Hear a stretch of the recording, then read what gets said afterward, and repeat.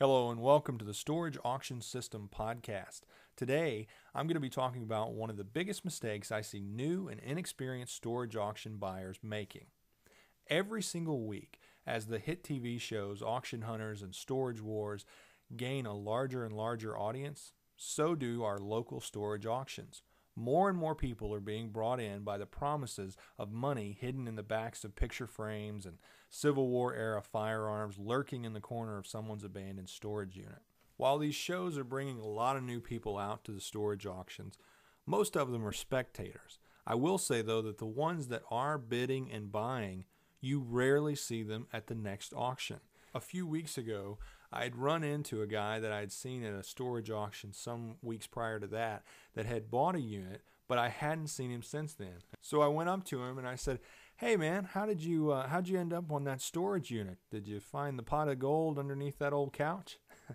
And although I was joking, he was in no mood to joke. In fact, he kind of dipped his head and he said, "No, actually, I lost over $600 on that unit. And I became so frustrated at the end that I actually paid somebody just to carry the junk out of my garage." Well, after I left him, I started really thinking about all the mistakes that not only I had made as an inexperienced auction buyer, but the ones I had seen people recently make at all these storage auctions. And that's really what prompted me to start and develop the storage auction system. Now today I'm going to talk about one of the biggest mistakes I see new and inexperienced storage auction buyers making. Now before I talk about the mistake, it's important that you think about storage auction buying just like any other investment. And the things you hear about the other investments is the money you make in investing is not selling the item. You make the money by buying the item. Now what that means is that for everything there's a market value, or basically there's a price that people are willing to pay. So you're not going to be able to influence your profit margin by getting people to pay more than the average person is paying. The place where you make the money is on buying the item for less. So if the market price for, let's say, gold is $1,700 an ounce, you're not going to find somebody that's going to pay you $2,000 for your ounce of gold. The same is true for a used television set you'd buy at a storage auction. If this certain television is selling on Craigslist or eBay for an average of $200, then you aren't likely to find someone who's willing to pay $400 for yours. So you know how much you can sell it for, and that's the constant. So the only true variable is how much you pay for it. If the market price is $200 and you pay $100, then you'll make $100. But if you pay $175, then you're only going to make $25. If the market price is set, the sales price will not change. So let me say it again. The key to making money in any investment, and especially true in storage auctions, is by buying the items cheaper. That's how you make more money. Now I know you're saying, "Oh, of course that's how you do it. It sounds very simple, right?"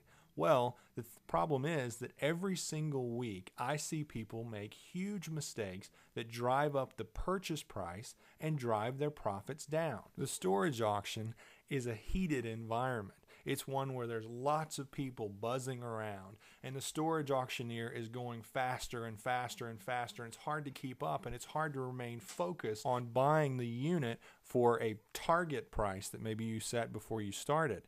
So it's really easy to make these mistakes, but they're also very easy to overcome. Now in this case, mistake number one, and this is one of the biggest mistakes you'll see people make, is thinking that the auctioneer is your friend. Now, I have a different perspective on auctions than most people because I've not only been going to auctions literally my entire life, I also am a formerly licensed auctioneer. And I graduated from the Missouri School of Auctioneering.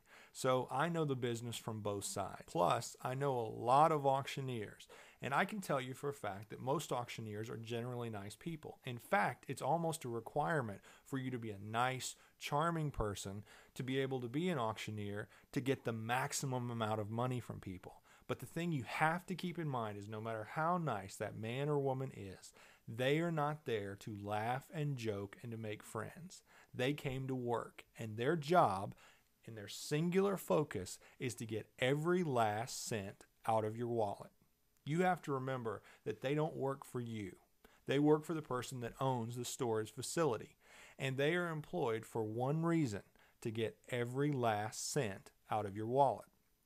As I said, auctioneers are trained to be charming, but they're also trained to read people. So if you have a look on your face, and they'll know it and you won't, that you might give an additional $50 or $100 or $200, they're going to focus on getting it out of you. And the better the auctioneer and the more experience they have, the more likely they are to be able to extract that money from your wallet. Now, you can't fault them, because for every dollar they get from you, they make an additional 20 or 30 cents. The typical commission for a storage auctioneer is 20 to 30% of the sales price. But more importantly, it makes their client, the owner of the storage facility, more money. And more money at this auction means they get invited back to do another auction and another auction and another auction. So they're not getting rich off one unit, but they make a living on being invited back over and over again to do a storage auction. So this is incredibly important for a new and inexperienced storage auction buyer to remember, because you are often nervous, overwhelmed even. And in that environment we talked about earlier, where the auctioneer's bidding is moving so fast and there's a lot of people milling around, it's easy to get lost and start to say, oh my gosh, I just don't know what I'm doing. What is that in the back of that unit? Is it worth anything at all? And then the auctioneer asks for $200 and you decide to raise that quivering little hand. I'll give $200.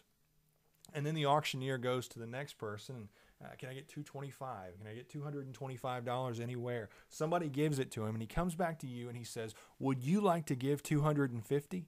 Well, your mind is racing. I don't know. I hadn't really thought about giving $250. Oh my gosh, $250. That's a lot of money. Well, see, those thoughts produce a look on your face that the auctioneer has seen hundreds and hundreds of times before. And all of a sudden they realize, hey, this is a new buyer who doesn't know what they're doing. They want some help. So he says, now listen, I was just barely able to get $25 out of that other guy. I think if you go up to $250, you'll win the unit. All of a sudden, you as the new storage auction buyer are sitting there thinking, oh my gosh, I might win it. It's me and the auctioneer. He's helping me. It's me and him versus the other guy. And you sit there and you forget about the other $225 associated with it. Now all you're thinking about is winning the unit for $25. Wouldn't you do that? Of course you would. So you say, yeah, I'll give $250 for it. That is how the storage auctioneer, an experienced one, makes all of his money. So how do you keep from making this mistake? Well, the way you do it is by understanding before you go in, the auctioneer is here for himself, the other bidders are here for themselves, and you are here for yourself. It is you versus everyone else, every man or woman for themselves. The second thing you can do, and the most important thing you can do, is never raise your hand to bid till you know exactly what is the most money you could possibly give for that unit. Do not, under any circumstances, bid, no matter what. If it's $10 to start the bidding and you might give $500, do not raise your hand until you are sure what the absolute most you would give for the unit is. Because without a bidding maximum, you will lose your shirt every single time. So now I've identified the mistake and I've told you how you can combat it so you can go out to the storage auction with a little more confidence. If you found today's information helpful, I've actually put together another 2 critical mistakes that new and inexperienced storage auction buyers are making, and I've put all 3 of them into a free PDF you can download by going to our website, www.storageauctionsystem.com. There you'll not only be able to download the free PDF, but you'll also be able to sign up to be notified when the next edition of Storage Auction System Podcast is released. Thank you for joining us today, and we look forward to talking to you again real soon.